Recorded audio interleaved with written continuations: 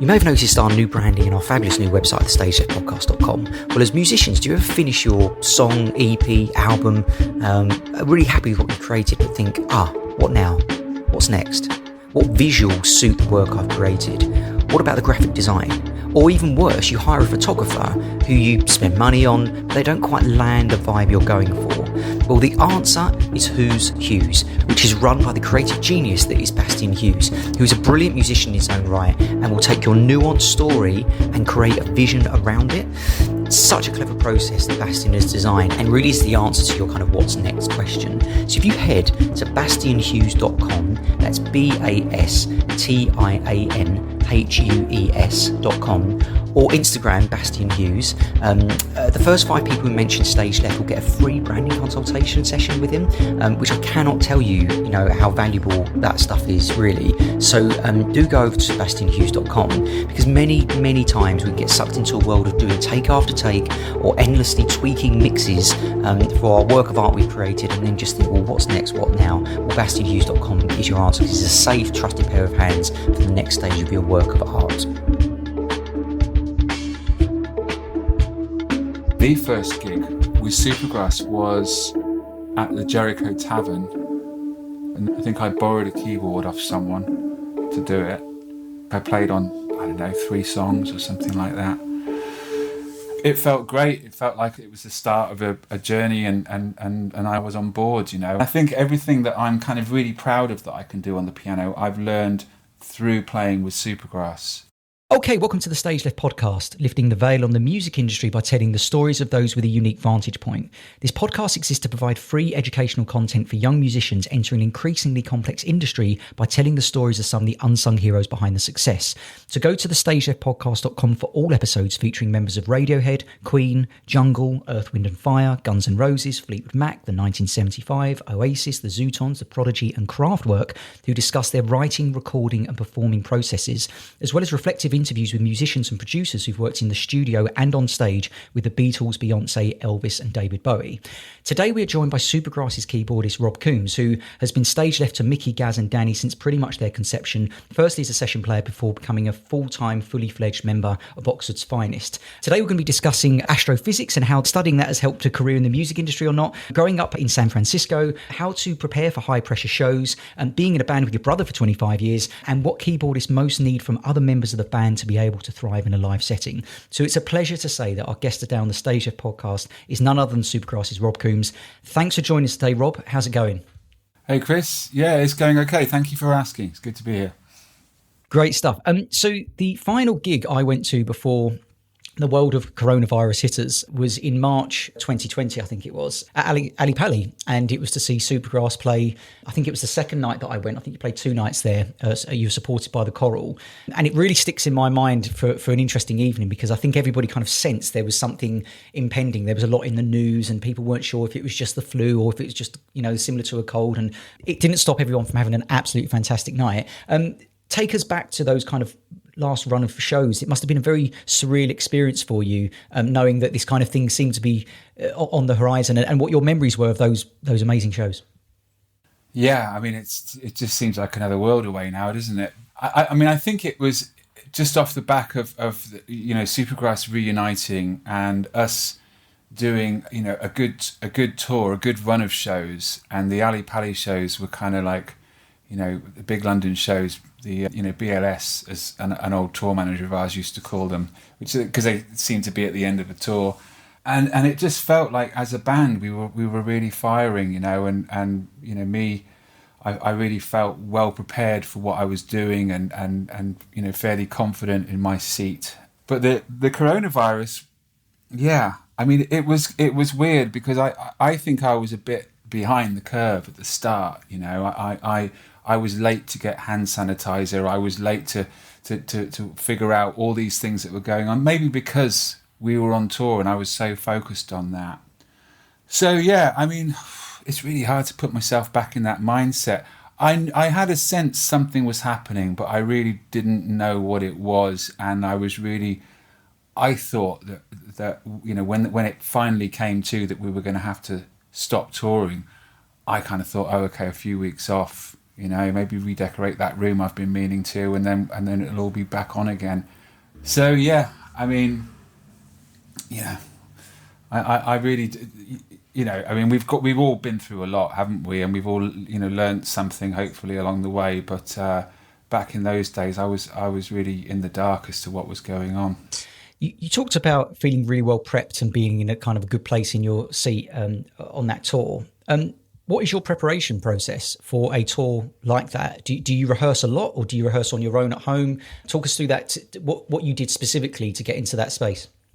Yeah, and that's changed over the years. I mean, back in the 90s and in the 2000s, I didn't used to prepare really very much. I used to just kind of rely on, I don't know really what I was relying on, but hopefully it would work out. I think nowadays I do tend to try and be prepared. Supergrass has never been a band that rehearses a lot. I don't think they'd mind me saying that. So I kind of take it upon myself. I have done over the last year, 18 months or previous to Corona, to make sure I'm ready for what's going to come. And often that involves just sitting at home and running through the parts and making sure that, the right hands are going to hit the right keyboard at the right time, kind of thing. So I find running through, Spotify is quite useful for that. I can stick it on, the songs are there. And I've got I like to have my stage set up at home for a few weeks before the tour, and just do half an hour a day, maybe an hour. So that's my preparation. And is it your responsibility to find all the kind of most accurate sounding parts that mirror the records? So if you take, say, the intro to Mary, you recorded that, I think, in 1999, maybe 98. And, 22 years later, listening to it even today, the live version at Ali Pali, that keyboard sound it's so accurate to the recording. Is that a long process, or do you just kind of, or have you got that logged somewhere? Who owns that kind of sound that you can easily access? Nobody. It's done. First of all, thank you. That's a huge compliment. That Mary, because I mean, really, what I was doing in 2019 was going around the music shops trying to find suitable gear to create what we had. Back 20 years, whether it be 20 years ago or whenever, and also, I mean, it's a balance, isn't it? Because, and I know you don't mind talking about keyboards, but I couldn't just pick. I mean, I still have the Rhodes in the garage that Mary intro was recorded on. It needs a little bit of love, but it's still there, and it's still basically a good keyboard. I was sort of more into, because I knew roughly what we were going to be doing. I wanted to have stuff that could easily be flight cased up and put in a plane and arrive somewhere, and even if it was a really tight gig, be able to sort of save settings on a USB stick and hire whatever keyboard that might be when we get to Kuala Lumpur or wherever we're going. So I did a little bit of looking around on what was available. I mean, the main things for me is I need a good piano. There's a lot of piano stuff that goes on. Some of it is very obvious, like All Right, and then a lot of it is a bit more accompanying stuff. I like a good synth, because there is some, again, it's not all through Supergrass stuff, but there are half a dozen kind of key synth solos that need to be done, and an organ as well kind of featured, especially some records more than others. So a good organ was a must. So yeah, I kind of found the keyboards that I felt would work with that, and then it was about going back and A/Bing, going back to the records and saying, okay, that the Sonic Sky solo was a little bit more squelchy than that. Add a little bit of squelchiness on the on the synth or whatever it needed, and finding the sounds again. That's so fascinating, and thank you for sharing that. And obviously, when the band got back together, was that because Gaz, and so I interviewed Danny Goffey when he was doing the Van Goffey stuff, and Gaz has done some great solo records as well. Did those conversations come as a surprise to you? Because obviously there was kind of a final tour, and it seemed quite final that the band was over from years before. Was that on the horizon, do you think, or did that surprise you when those conversations started happening? It was a surprise. Yeah, it was a surprise. I mean, I never really, I certainly didn't have any preparation for that coming to pass, that the phone call would come. I can't even remember who it was from, saying, hey, we've got a real possibility to get a tour together. are you up for this? I think it may have been Danny that called me. But yeah, it was a real surprise and a real pleasant surprise as well. Of course, I didn't really, have to consider it for too long. It was something that I really wanted to do. Yeah, but it didn't. I remember actually back in 2008-9, I remember the chat with everyone saying, what are we going to, that the band was going to split up. And I think I remember asking the question, do I need to save any sounds? And being told no. Wow. So when you're told that, you're either out the band or the band's not carrying on. And it was the latter of those, We had Paul Duffy, who's the bassist in the Coral, on, and he said that one of his kind of career highlights was actually supporting you for your final show. And he said just his observation where it was a band that was ready to call it a day. I think there was a lot of, it just felt the right time, but it's clear everyone just needed kind of their own break, do their own thing. And it's just really nice to see you all back together and doing your thing. One observation, and just something I want to pick up on. Years ago, probably mid-2000s, I was at the V Festival, which you played a number of times, I think. And I was getting a drink, and it was by where they have those signing tents, and Gaz was doing some signing. And Danny walked in, and they genuinely embraced each other like they hadn't seen each other in years. And I thought, that's really odd that it was, and they were like a long lost friend who they haven't seen in years. And then within 45 minutes, they're on stage and they're performing, a set for say 45, 50 minutes. And then it struck me, they haven't seen each other and they just don't need to rehearse for a show like this, which I just find extraordinary because, I would think you'd have to kind of get back together and kind of not relearn the songs but play together. So when you were going through that period of not rehearsing too much, what was that built on? Was that because you were playing songs that were so ingrained because you'd played them so many times before? Or was it that you were doing your own kind of individual thing to prepare and we just trusted each other? What was that based on, that confidence to go out without really rehearsing? I don't know. I mean, you'd have to ask us all individually. I mean, I know from myself, there are some songs like All Right is a real example that, I know that I don't have to rehearse that one. It was played so many times. I played it so many times. I can play it with my eyes closed. It doesn't need, if anything, it's more about how I'm feeling when I express it rather than how well I know it. But there are a lot of songs, particularly songs that we may have only played for one tour, or songs that were later in our, albums 4 or 5 kind of thing, that it is all about, it's all about remembering it and playing a good representation of it. So, I mean, it depends what the song is.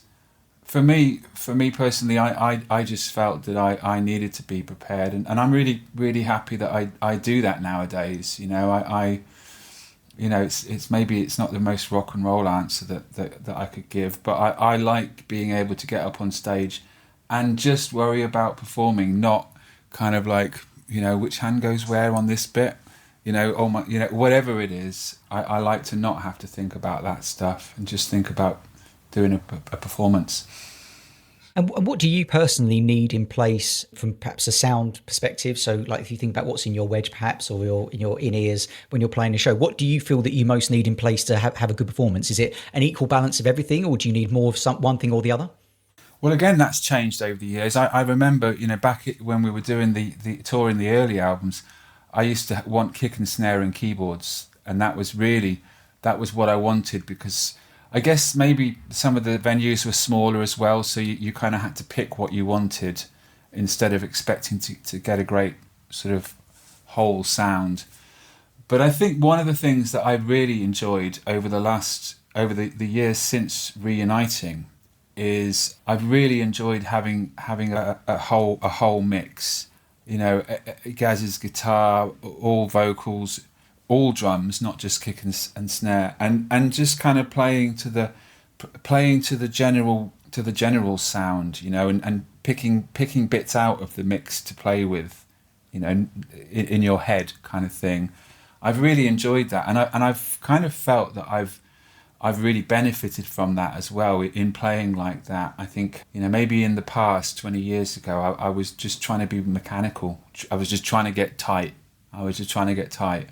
And perhaps the more you try on that, there's, you it's almost like you have to stop over trying, and or I do maybe.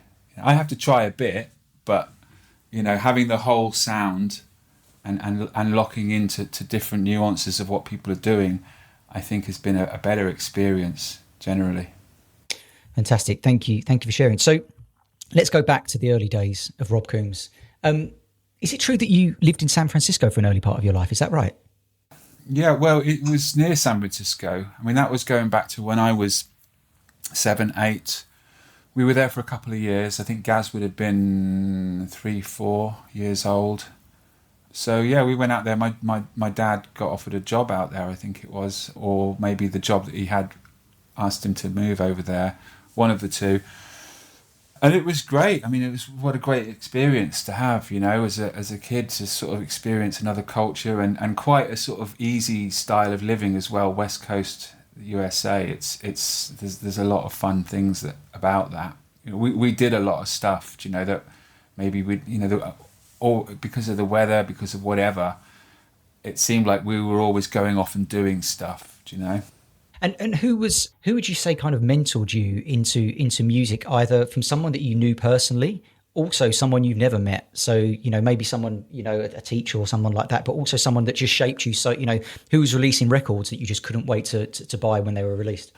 I don't know if I'm going to really be able to give you an answer that many people can relate to. I never really intended to be in music, certainly not in a rock band. I mean, I kind of fell into it by accident. I was always interested in music, but maybe not. I didn't really buy the NME. I didn't really buy a Melody Maker. I kind of liked when I found Jimi Hendrix and Pink Floyd at the age of 15 or 16. I just wanted to hear everything that they'd done and everything from that era. Really, I wasn't really that interested in what was going on today. And if I'm honest, I'd say that's got better, but it hasn't changed 100%. I still, 70s is kind of my go-to decade. I feel like a bit ashamed to admit that, but it still is.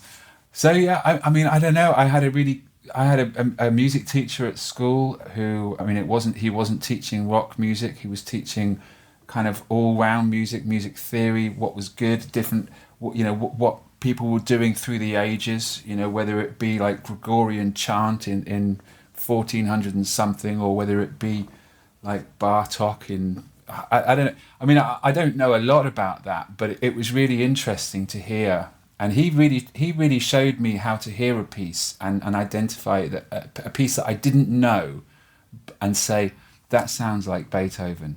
And he taught me that, which is great. And it's kind of quite a nice thing to have. I don't know. So how did you get as good as you are? Because you're a killer player. How did you get as good as you are without that kind of particular interest? Was it Gaz who was really into his music and you kind of supported him as the big older brother, or was it completely independent of Gaz? Well, I'd learned piano. I hadn't learned from very young, but there'd been a piano in the house that we'd all played on, and I had a few lessons in my teens and sort of learned how to, I mean, it's strange because when you learn piano how it used to be taught 30 years ago, I don't think that kind of it doesn't move into live music or rock and roll, or it doesn't move that smoothly. And I had to forget a lot of what I'd learned because it's just so much of a different style. I remember the second album was Supergrass, playing them in the studio, and I was playing a few parts that I thought would go with the songs we were writing. And I remember being told quite a lot, that's too intricate. That's too intricate.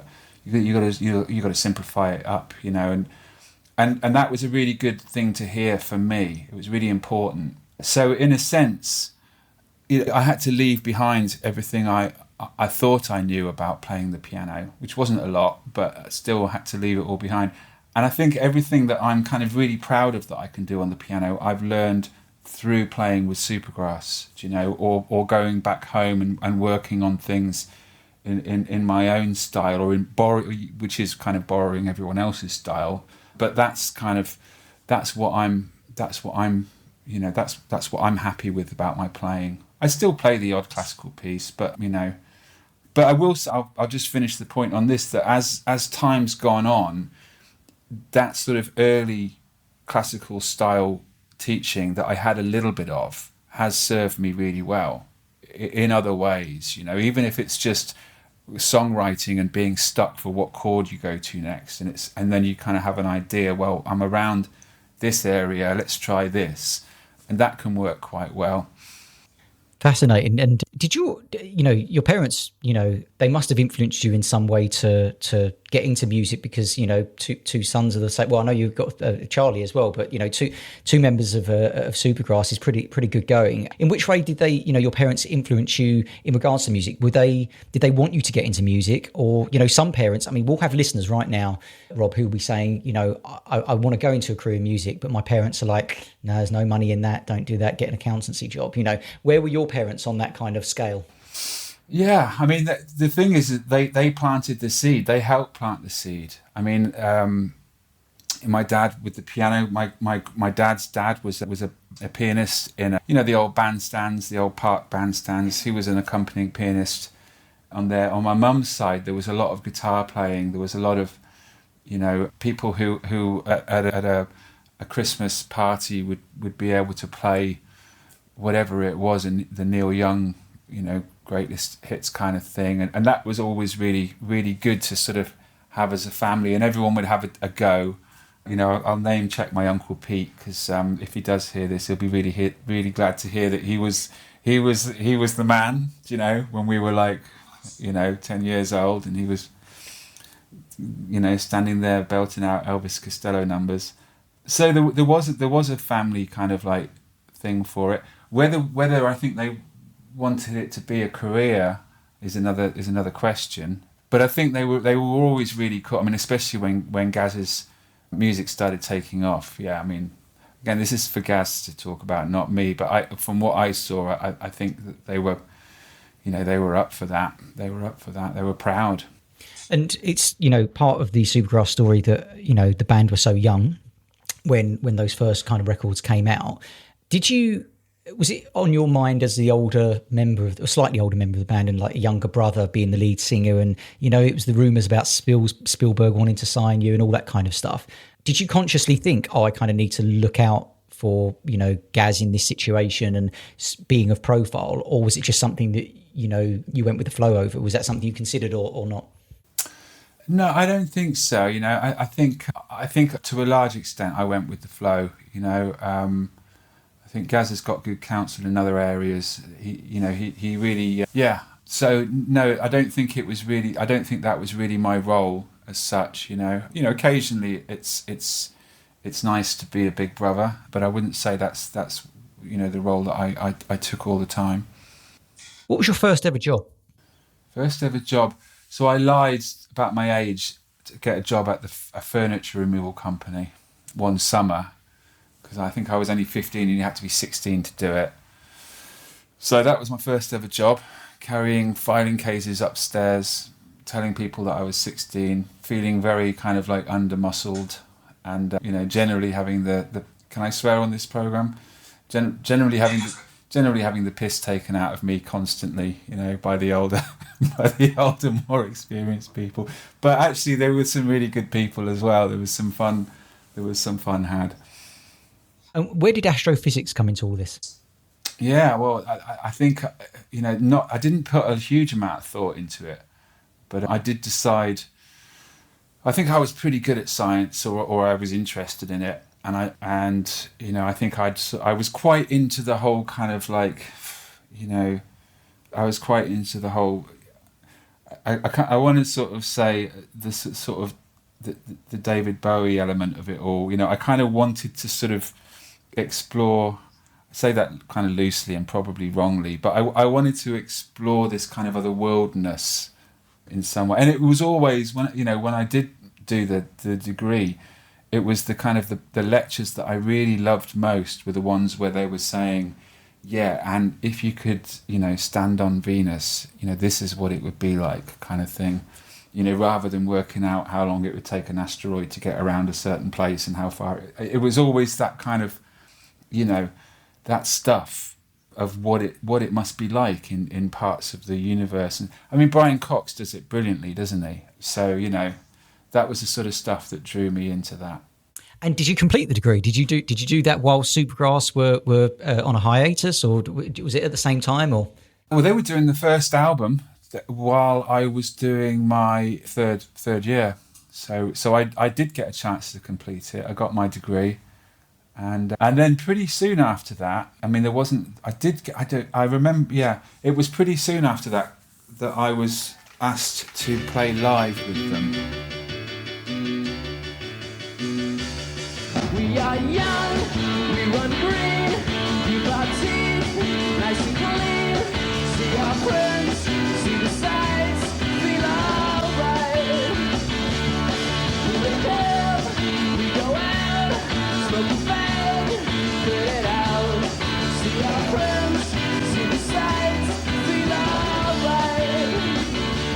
Because they'd already written All Right, and they'd written a couple of songs. Man-Sized Rooster is another one, with a fairly important keyboard part, and they wanted to tour it, and they asked me whether I would do it.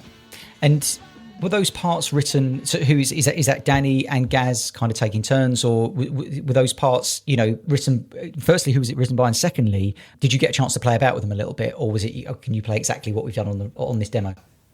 The first part of the question was I wasn't there, so I mean I can't tell who wrote what. But I can say that I'm not the only piano player in the band. I mean, some great parts have come from all of us, So, and what was the other part of the question again? Oh yeah, could I mess around with the parts? No. I would try my best to do what they'd done. There were times I think, I mean, it was interesting, kind of going back and revisiting when we did our. When we all got back together for the reuniting tour. I'll throw you this for free, by the way, because it's not a great admission to make. But there were things that when I was listening to Spotify, when I was refreshing, there were things where I noticed, shit, for all those years I've been playing that, and actually it's this. So wow. So there was the odd, but not that many instances of that. But yeah, I tried to do what was true to the record, as I still try to today. And can you paint a bit of a picture of those early times in Oxford? Because there was a great music scene then. Radiohead were just taking off at the same time around that area as well. What's your fondest memories of playing kind of gigs in Oxford just as the band was ascending? Well, I think one of the first gigs, well, the first gig with Supergrass was at the Jericho Tavern, and that was a lot of fun. I think I borrowed a keyboard off someone to do it. I think I played on, 3 songs or something like that.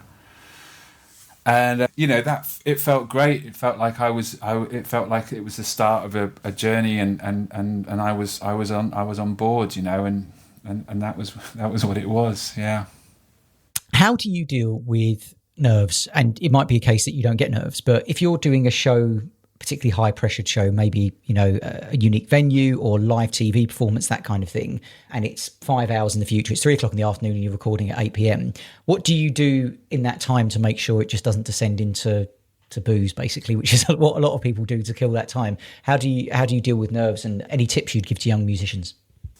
Yeah, I mean, I do have nerves. I think something that I was told when I was younger helps with that, and that is that a little bit of nerves isn't a bad thing. It's not a bad thing to go on stage and kind of have a, rather than call it nerves, you could call it something else, rather that like I'm anxious to put a good show on, instead of like not giving a shit about it or whatever, So I think that's the first thing, to accept a little bit is good. And then other little things that I do, just a kind of little, almost OCD things. I kind of like to have a shower. I kind of like to, even brush my teeth. I kind of like a little bit of quiet space. But yeah, I mean, that's all probably like ways that I've learned later at dealing with it. I think, 20 years ago, I was in the camp of like, 3 beers will get me through the next, 2 hours, and then there's only half an hour till stage time. But I don't, that's not the way I approach it anymore. Interesting. And you mentioned earlier when you said about playing something like All Right, it's about making you obviously know the part easily and played it a million times, but making sure you're in the right place of feeling it, and your emotions and your feelings are right for playing that. How do you maintain that emotion when playing a song over and over again so you don't become detached from it? Is there anything what is the place you go to mentally to get in that space? And an example I bring it to life is James Gandolfini, who played Tony Soprano in The Sopranos, said that if he wasn't feeling like Tony Soprano when he arrived on set one morning, he would put a stone in his shoe and he'd walk around in a stone in his shoe to get kind of a little bit more irritable. Or if he was filming the next day, he would deliberately only have 2 hours sleep, so he kind of became Tony Soprano when he arrived on set. So when you're starting all right and you're feeling pretty knackered and you're not really with it, but you need that energy, where do you go to find it? I don't know. Maybe more recently, it's the crowd. That's a great place to find some inspiration. Just have a little look around, and often something will grab your eye that will give you a bit of a boost in a way that I can't explain. Yeah, and I think the songs really. I mean, what gets through so many gigs is just that when everybody starts playing and we're all playing together, it just kind of carries me. It carries the song. So I mean, I can feel the nervous energy of wanting to do a good performance, but I'm also carried along just by the good feeling of what we're doing. So I guess even if I did start a song feeling like someone out of The Sopranos, by the time the first 4 bars had gone, I'd feel differently probably. It's really interesting if you think the power of live music. So, if you're, when you played Ali Pali or any show that you're playing, or if you're playing a festival, within 3 seconds of you doing the intro to All Right or maybe Mary, you're going to create a complete emotional shift in that venue, which is the power of that it's mind blowing, really. What's one gig you would, if you could, go back and watch from the audience's perspective? Like if you could go and watch a gig that you played from the audience perspective, which would it be in your career? I think probably a recent one I would be really happy to watch. I remember we did 2 nights at Barrowlands in the run-up to that Ali Pali show in March 2020. And one of those nights, I can't remember which one it was, it just felt so good, It just felt so good to be doing what we were doing, right all the way through.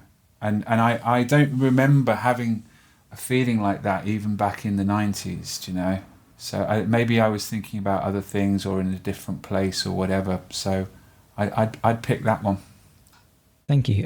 One of the stepping stones to Ascension for a band are to do support tours. Was there a particular support tour that really opened your eyes, or a particular support tour that you enjoyed? And why would you pick that one out? Well, I think supporting the Foo Fighters has always been great because they're a great band, but they're also kind of...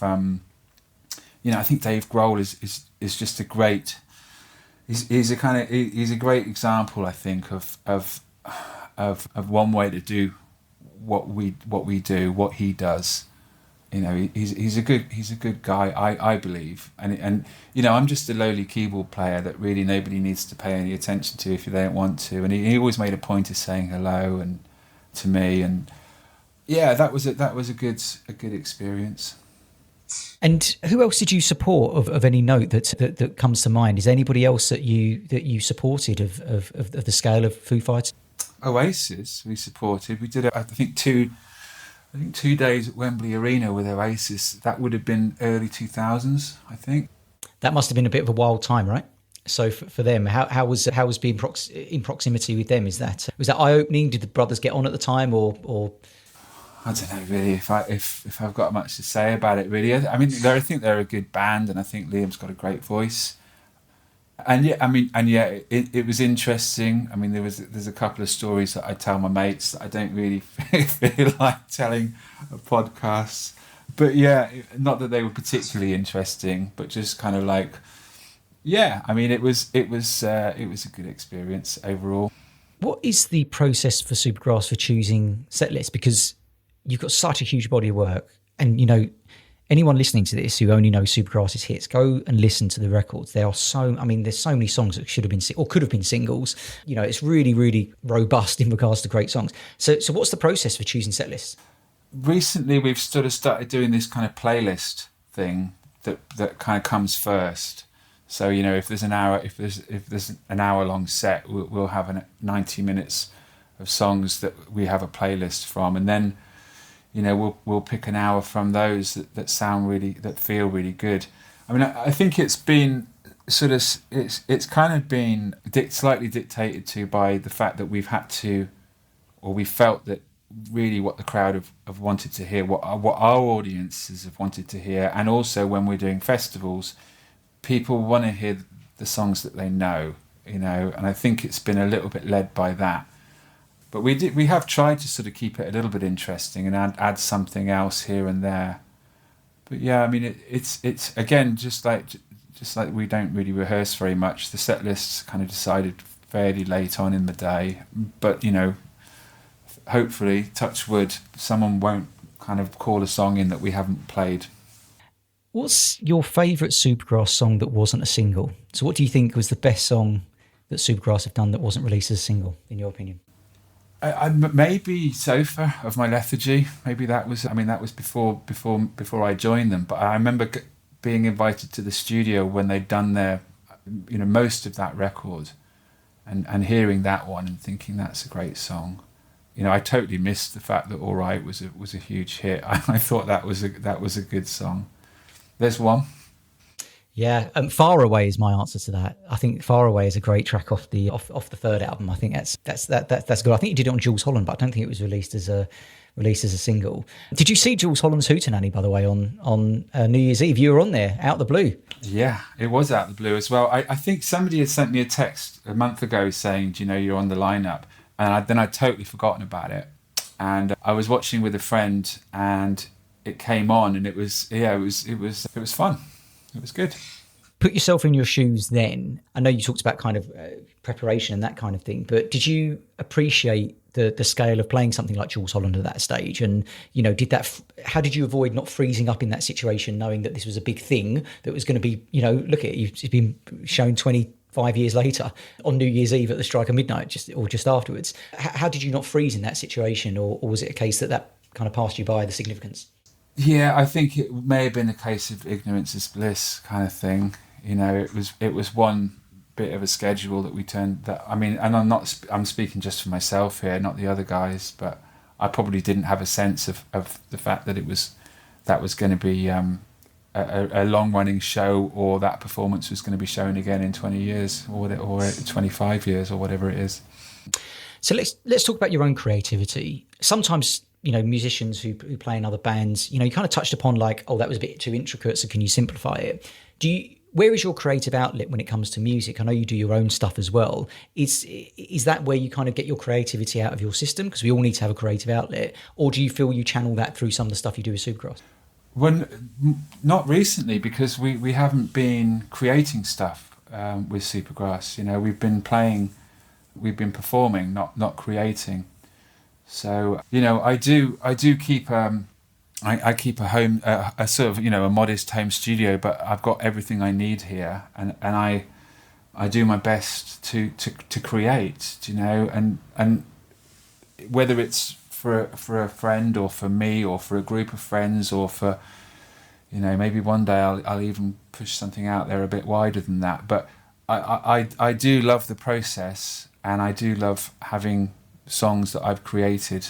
You know, I don't think any time spent creating is ever wasted, even if what you've done feels like a waste of time. I don't believe that time is ever wasted. It will always lead on to something else. You know, I learned how to use a sequencer and MIDI it up, but that didn't work. But then a year later, I'll do something that requires that, and it will work, if you like. Have you got any kind of like solo stuff you're releasing next year, or projects you're working on, anything like that we can find? Yeah, I mean, it'd be great if I did, but I mean, I've had a solo project that I intended to release next year for the last 5 years, so I'm not going to say anything, and we'll see what happens. You could ask me that, and I'll give that answer if you like. Yeah, I think that's kind of realistic, isn't it?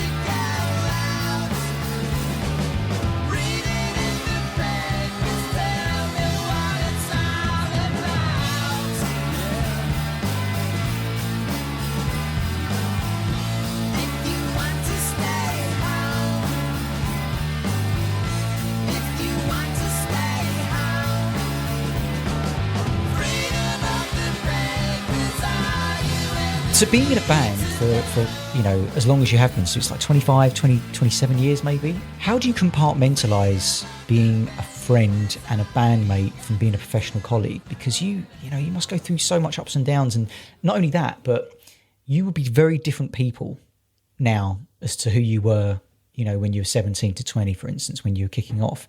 So what advice would you give to musicians around longevity and maintaining good relationships with the rest of the band members over that long period? That's a huge question. I mean, sometimes I suppose, the longer time's gone on, the more it feels like a kind of four-way marriage to be in Supergrass, and I'm not going to say who's in the male role and who's in the female role, but it does feel like we're all kind of, a lot of the things that I think you have to take into a relationship, you have to sort of take into a band relationship if you want it to last, So I don't know really. I mean, and by the same token, I wouldn't claim to know it all and know how to do it all. I think certain things are important. Like, I think it's good not to be too critical, not to diss. Even if you're not into an idea, I think it's important not to sort of, if I was going to say anything to a young band, if I was managing a young band, I would be saying to them, yeah, look, if the bass player comes in with a song and you don't like it, just, don't just stand there and say that's shit. Just, kind of just try and be a little bit kind of supportive, positive, whatever. See the positive, I don't know. I don't know. And then it is just like, the does it really matter stuff, that comes in quite a lot. Reminding myself that often whatever's going on, is it really my business? Do I really need to speak up and have another opinion on this? I think those kind of things serve me quite well. And what about being on tour for long periods, on a tour bus and that kind of thing? Do you, would you advise people to try and get as much space as they can on days off, or, it's difficult. It's, you're right about marriages. Many marriages don't last 27 years or whatever it is, and the band are still together, and you're in often very confined spaces and traveling on trains and planes and automobiles. So how does that work? What can you do to make that work? And what can you do as an individual to make it work for others? Well, I think the thing that popped into my mind there is how lucky we've been as Supergrass that we weren't a created band by, Simon Cowell didn't bring us all together. We were friends first. All of us had our own individual relationships with each other, and then that was brought into a band. And I think that's got to make a hell of a difference, especially when you're sort of in the bus at the end of another gig, and you're figuring out what to watch on video, as it was back in 1998 or whatever. And that time can become a really good time, a really positive time, and something that, really enjoyable. It was kind of some of my fondest memories of being on tour, wherever it was around the world, was kind of those times where, do you remember when we watched that crazy thing, that crazy movie? So I don't know really. I mean, I don't know if I would be able to offer anything to people that weren't already friends, that didn't have some sort of foundation of friendship, because it's just not my experience. But I think for me, just kind of not being a dick is often a good idea.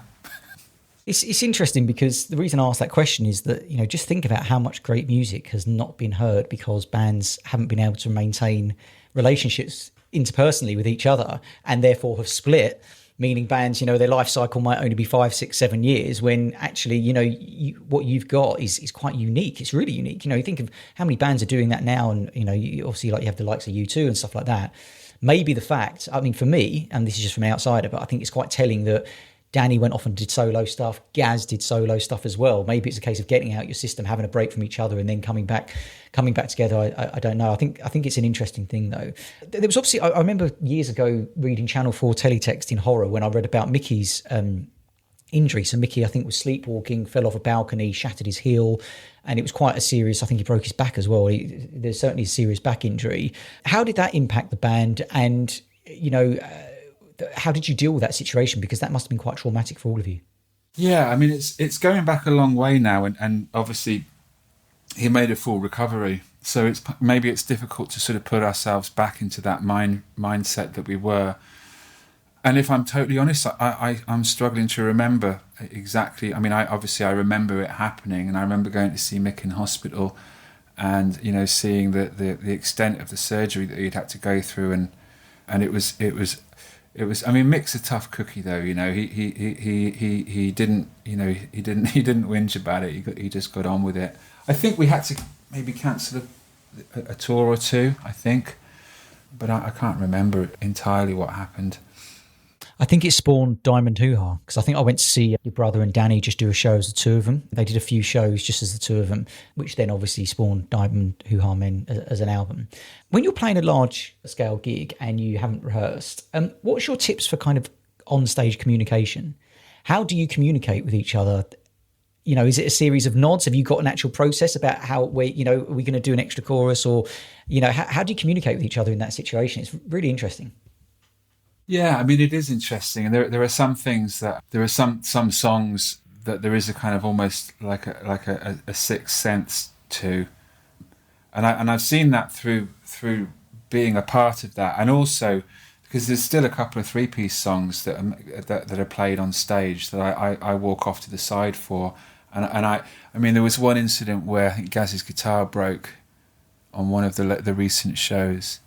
And he was caught by the fuzz, so I was a spectator for this one, and watching the song kind of die because there was a broken guitar, and then Gaz be handed another guitar, and then watching how they found where they were meant to be without any kind of communication. It's a great thing to watch, and I don't know how it happens. I mean, I suppose maybe in a more logical sense, there are certain points where I know, okay, I've got to keep an eye on Danny here, or I've got to keep an eye on Gaz here, for little cues maybe. But yeah, I guess it's always greatest when you can't really explain it. It just kind of happens, and everybody's found the right place. Intuition, and being connected to each other. You are a gifted and celebrated musician. What bad habits do you have that you would teach a young musician not to do? Do you warm up your fingers before playing? Do you, what bad habits do you have professionally in regards to your playing that you'd advise people not to do? What bad habits do I have?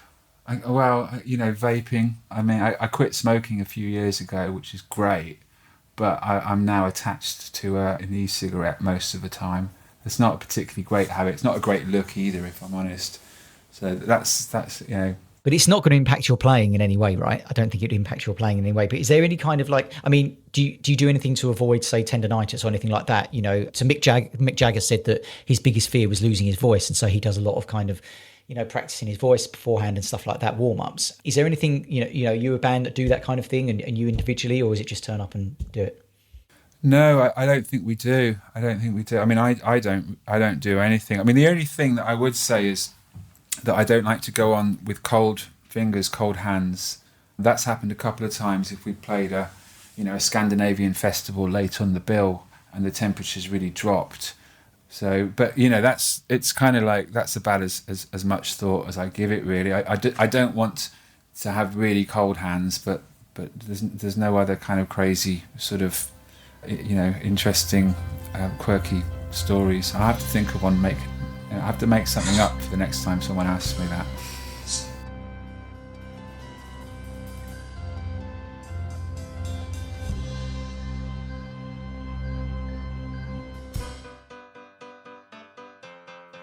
This is Gem Archer, and you're listening to the StageLeft podcast.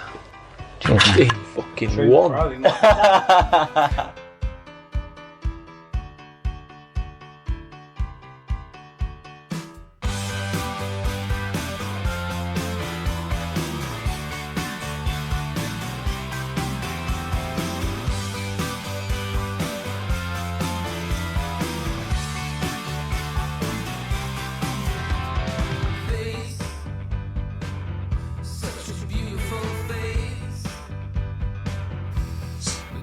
If you found out the world was going to end tomorrow, what would be your biggest regret musically that you thought, damn, I never got around to doing that?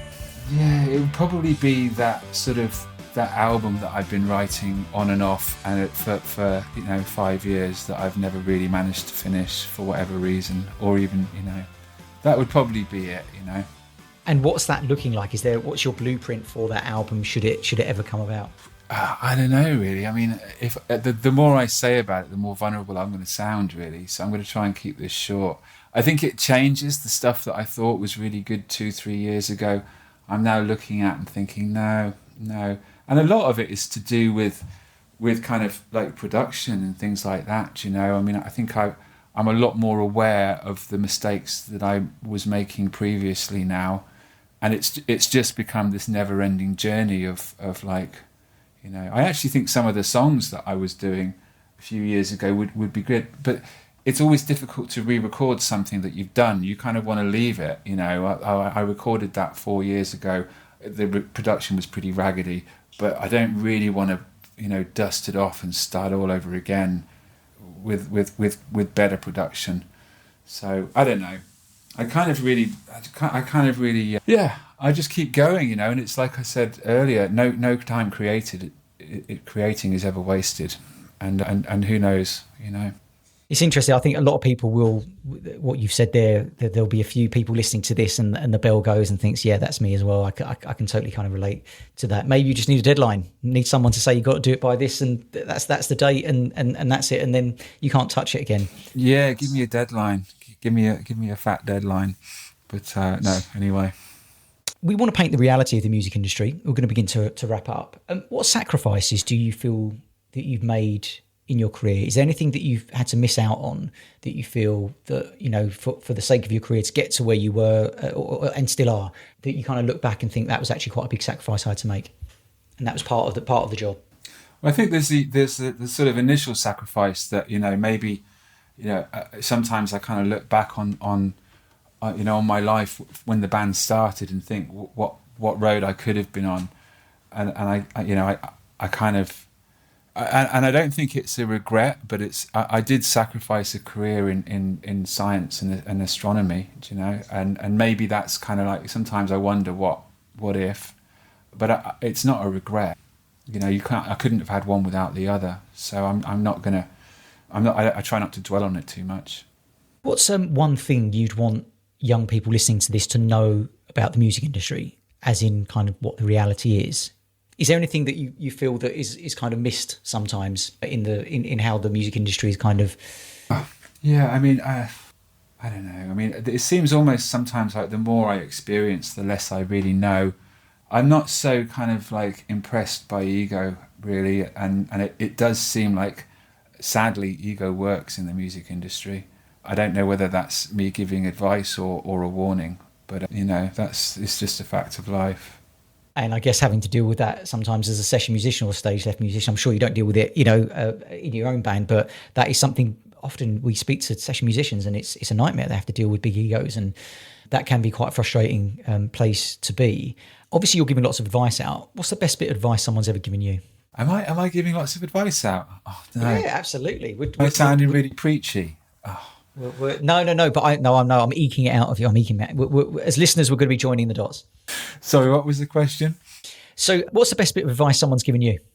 Oh, in terms of music, I don't know, maybe going back to that kind of keep it simple stuff, that I still kind of find I need to tell myself, even though there's nobody telling me. But yeah, keeping it simple is really, really important. Because I just love to overcomplicate things and try and be clever, but it's just, what works is simple. KISS, right? Keep it simple, stupid, I think is the one. Okay, we'll begin to wrap up in a second. Do you have any important piece of kind of memorabilia, music-wise, that, if the house was burning down, you would want to grab, once your family is safe, etc., but, that you would think, okay, I'm going to quickly grab that because it has some kind of sentimental value or some kind of memory attached to it? Not hugely. I'm just kind of looking up here above my piano. There's a nice poster of when Mary came out as a single that I think I was given as recognition of my contribution. I quite like that. I've obviously still got it up all these years later. But I don't know, if my house was burning down, I'd probably be more keen on getting the keyboards out rather than the memorabilia. And the poster, yeah, I hear that. Yes, the keyboard's not plugged in. I've got a whirly here. How does this sound?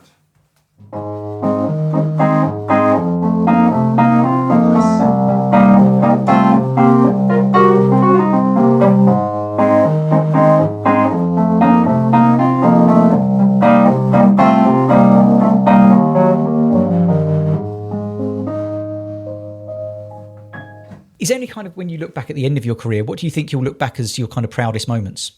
That you actually felt a sense of pride as to what you've experienced? Well, I've got to say that it's the way that we've reunited. You know, I mean, I know it's recent. Well, and it kind of got a little bit sort of went a little bit off piste with COVID and everything like that. But yeah, I think I'm really, you know, I feel good about the way that we got back together and the way that I've approached that. You know, probably more so than some of the maybe inspirational bits that I added to early records. I just kind of have a feeling that, you know, I've done the best I can over recent years, and that's something that always is good for me. Whereas maybe I didn't always feel that in the past. Thank you for your wisdom and sharing your thoughts. You know, you've played on records that have been listened to by millions and will continue to be listened by millions for decades to come. Thank you so much for as I say, your sharing and your thoughts. Please get that solo record done, get a fat deadline on it, and then maybe you can come and talk to us again about that. But for now, thanks for being such a great guest on the StageLeft podcast. Thank you, Chris. It's been a pleasure.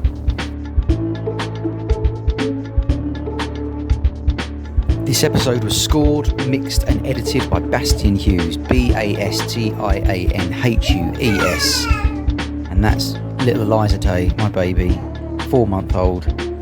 He's making a bit of noise in the background, giving a endorsement to Bastian. You should get in touch with him on Instagram, whether you need support with your mixing, your editing, your scoring, or your website design, Bastianhues.